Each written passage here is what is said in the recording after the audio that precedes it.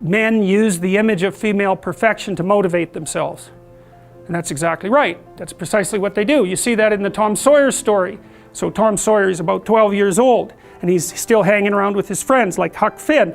And this girl moves across the street, Becky, and she comes out, and he's struck by her for the first time in his life. Something's changed. And the first thing he does is hop up on a picket fence and show off and balance in front of her. And he's saying, well, look at me, look at me. He's like the male bowerbird building something beautiful so the female will approve of it. And it's motivation.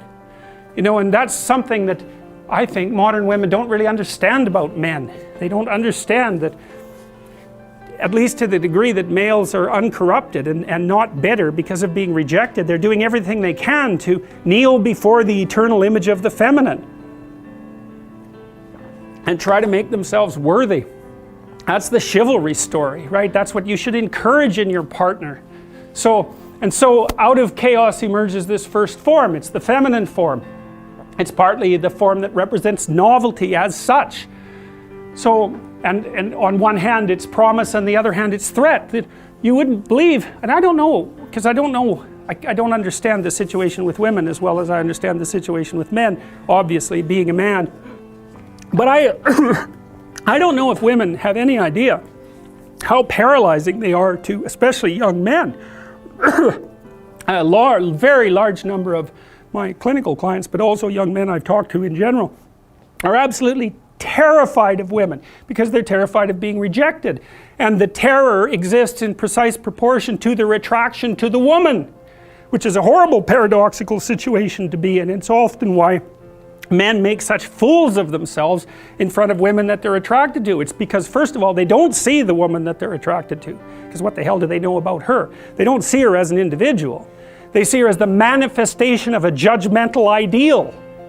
And then it's only in establishing the relationship with the actual woman that they can start differentiating between the judgmental ideal and the actual individual woman. And that also requires a sacrifice.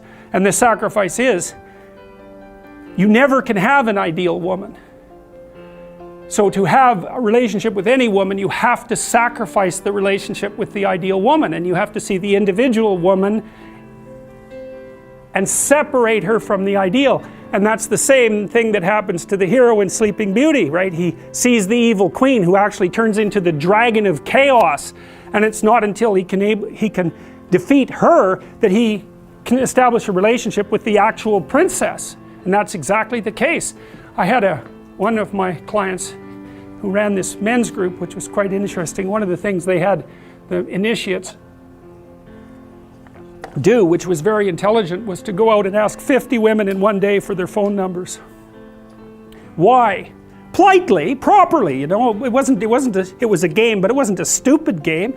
And the idea was, get over your fear of rejection. And how do you do that? By encountering it continually and continually and continually, so that you're no longer paralyzed by this.